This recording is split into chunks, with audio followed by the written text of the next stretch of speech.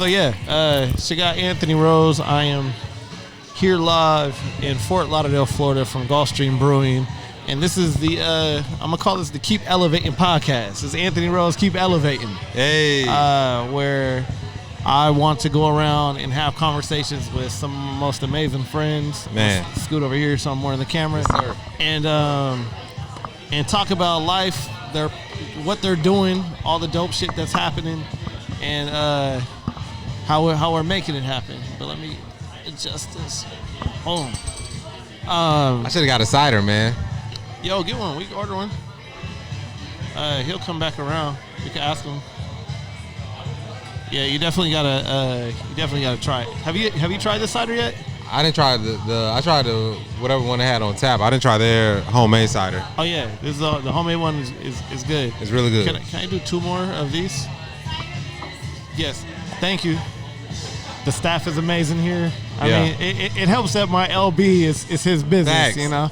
So go mob to Ty Erics, who will be Lufi. the second guest on my Keep Elevating podcast. So, anyways, I got my guy here, the one and only, the infamous, notorious, the ambitious Will Hatcher. So, whenever I'll let you describe to people like your accolades, but. Man. When I introduce people or I tell people about you, because they're like, why are you going to Florida to work on a script? Yeah. And I said, man, the only way to get stuff done is to work with. Thank you. Is to. Cheers, bro. Cheers. The only thing to get stuff done is I got to meet up with my guy, man. I was like, you are the most Man, that's good. dedicated, innovative, eclectic, randomly creative people I know. And I also know whenever we get together, we always have great ideas. Yeah. But I think you've always been the person that is just the executioner. You always execute. So introduce yourself. Tell the people more about who you are and some of your titles you want to tell them. Yeah. What's up, y'all? So Willonius Hatcher. Y'all know me as Will Hatcher from the YouTube and maybe Delicious Bathwater. Delicious my Bathwater. production company. And most recently, started making avocado smoothies, so people started calling me Avocado Poppy. But you can go to avocadopoppy.com if you like hats like this, Zaddy hats and my book. But yeah, man, just we doing a lot, man. Like I don't even remember like half the stuff I've done. YouTube. When we first met, I was making YouTube heavy back in the days. So I had like Crank That Homeless Man popping off, and then we travel across country. And then went to Vegas and did the TED Talk, Make Your Brain Twerk. Yep. And which it's so crazy, man. Like I feel like that TED Talk was like ahead of its time because like people weren't really talking about mental health back then. You're right. And they weren't. Yeah. So like I watched it the other day and I was like, damn. But I was just interested in mental health. Well, human potential more so than anything at the time. But yeah, man, I just like to work, man. I guess it's the Virgo in me. I'm very inspired by, the great Kobe Bryant. I still, we were talking about the other day, man, it's still weird saying that, he's not here. I mean, he's here in spirit, but. Yeah. It's that mama mentality. Mama mentality, man. You just gotta, I think since we met, we've always just talked about just like pushing the culture forward, creating. A visionary in your own right with the syndicates. I appreciate it, man. I mean, everybody that's part of that, man, they're like doing amazing things now. You know what I'm saying? So I'm gonna drop the original little syndicates trailer. You from got like to, 2008. man, because. It was Nate Jackson, you, me, Mujid, Mike Dolphy, Maynard, a couple other people. And for all y'all out there, so I had this idea as the syndicates, and my thing has always been, what if In Living Color stayed together? What if they just, they all kept relationships? What if they just saw the potential early on and stayed together? And so I seen these different folks, and I was like, yo, together we would actually be, super dope. It was almost like some soul food shit where the Big Mama was individually we're fingers, but together we're a fist, so. I would even liken it to the Avengers assembling, you know what I'm saying? But yeah, man. I mean, you definitely know a lot of people, and just like you were. We were young. We were probably early 20s. You just identifying the talent and being like, y'all got to work together. Y'all got to do this and that. Like, me, I've been in Florida, so like, and I was traveling a lot. So, but yeah, I mean, it's really interesting to just see how these individuals that you kind of identify, like where we're at now, in our careers, and how it just kind of keep elevating. So, kudos to you, man, for that. I appreciate it, bro. And it's one of those things too where I realize like. It's one thing, like, the one thing I saw about, like, Russell Simmons, right? He used to be an artist himself. He used to do poetry and stuff, but he got so caught up putting talent on, he lost sight of his talent. Yeah. So for me, I was like, I want to focus on my talent. And then at the end of the day, it's just rocking with those that rock with you. Like, I got, good relationships with everybody, but as everybody's branching off, I think sometimes people forget the early stages. And, I was running around shooting green screen in my house with everybody and all that. So it's good, like, to ever be able to keep the relationships and push it forward and to keep going, and how we're still creating. And I mean, speaking of about being ahead of your time, ahead of the curve, I think that's always been the thing about you. And the thing that I've seen is you've always been at the forefront. You were going viral on YouTube before people were monetizing YouTube. The song parodies and everything. Yeah. And just like you said, was the TED Talk, was to make your brain twerk, talking about mental health and how to like unmindfuck yourself and focus on what you're doing.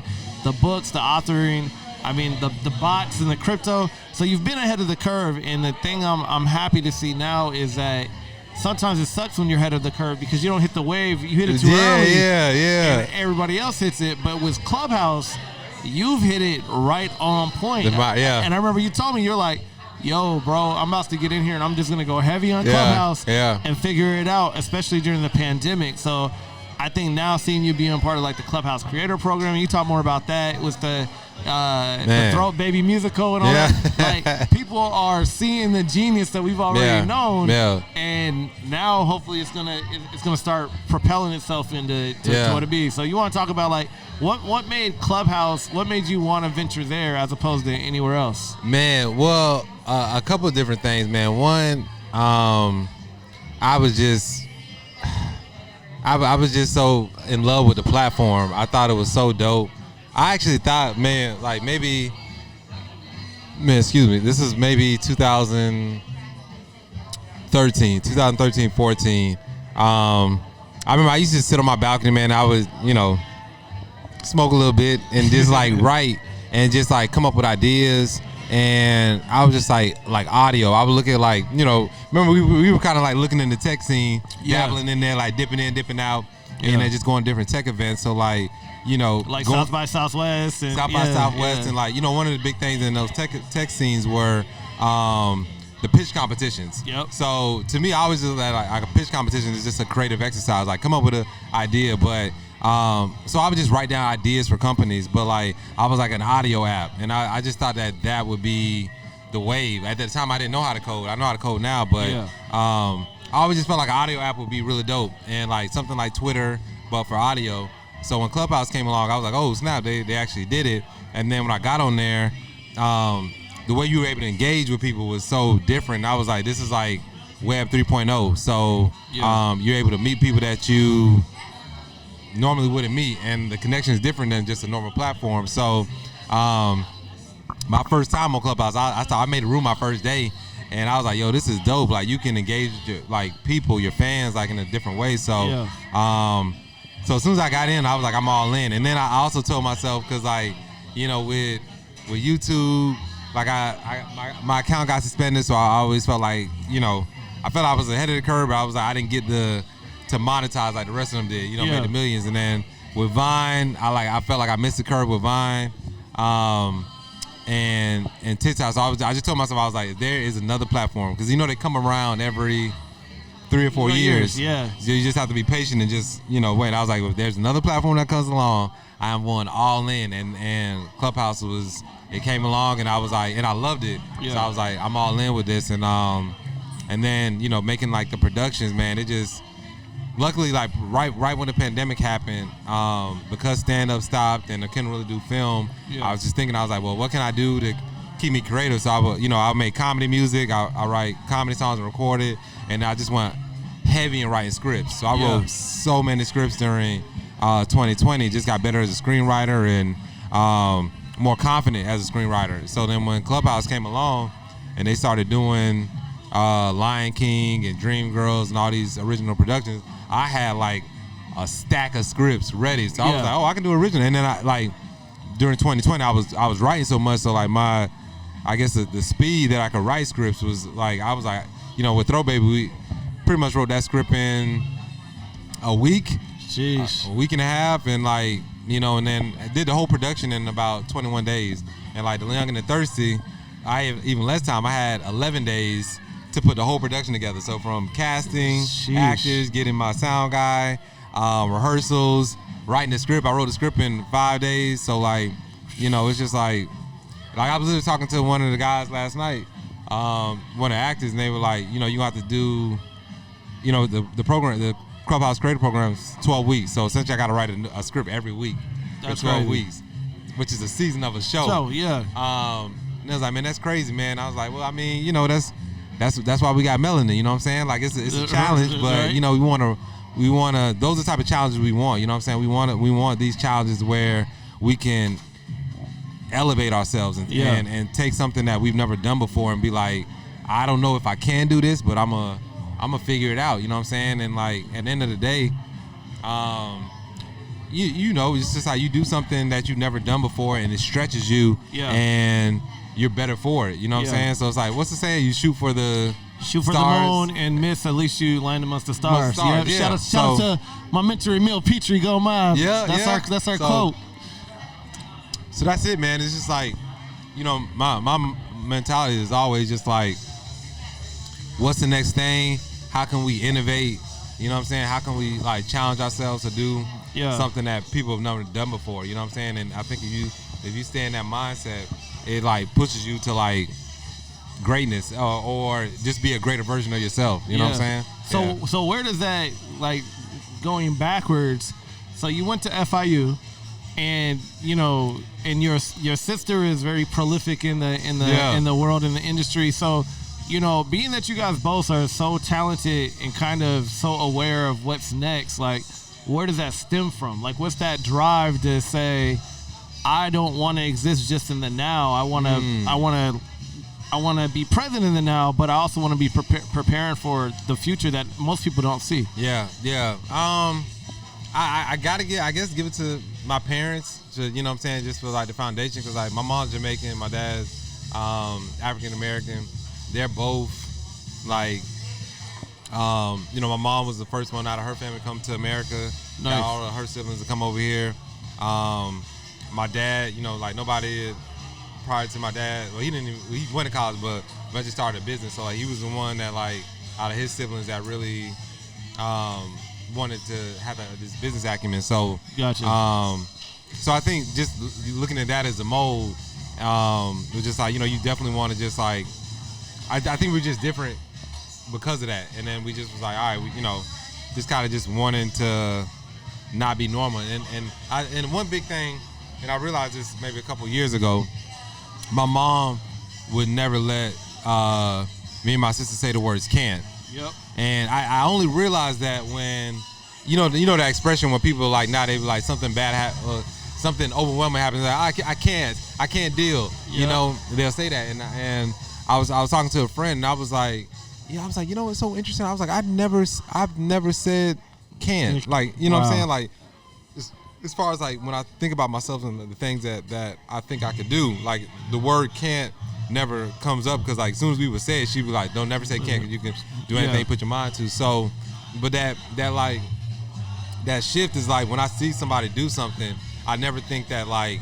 I can't do that. This is like, do I want to do that? I don't know. Like that might be, too much time, but I don't never feel like I can't do it. So, but I think it's just like, just always wanting to like, I don't never look at it as like being in competition with anybody, but it's just like, how do I just like compete with myself? You know what I'm saying? And luckily, had like some good inspirational people. Bill Duke, I always think every time I see you, I think of Bill Duke for sure. You know, because we ABFF, but you know, like individuals like that, man. Like Bill Duke had a. Luckily, I was able to tell him on Clubhouse, but like I remember I heard that. Yep. He had that story he told us, but then also when that first year at ABFF, man, this quote literally has become my life's motto. He said during our acting class, two things that really stood out. One was when he had people do monologues, and they would perform a monologue that they kind of prepared beforehand, and it'd be okay. You know what I'm saying?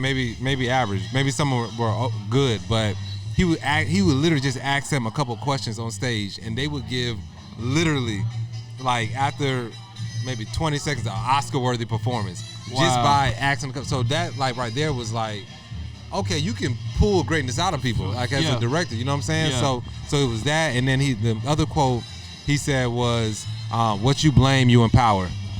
Man. Well, and that quote has been my life's motto because it's just like you never. He's like you never blame other people for your whatever, you know, shortcomings or whatever it is. He's like, you blame yourself because when you blame yourself, you empower yourself to make a change. So if I look at, my career's not where I want to be, I can't be like, these people in Hollywood or this person, you know what I'm saying? It's like, what am I doing to elevate myself? Did I write today? Did I market myself today? Am I going to the networking events? You know what I'm saying? So what you blame, you empower has been probably one of the most profound quotes in my life that just for like my mindset, you know what I'm saying? So man. Bill Duke, shout out to the great Bill Duke, man. Get him on a podcast, man, and y'all need to give Bill Duke his flowers like every day.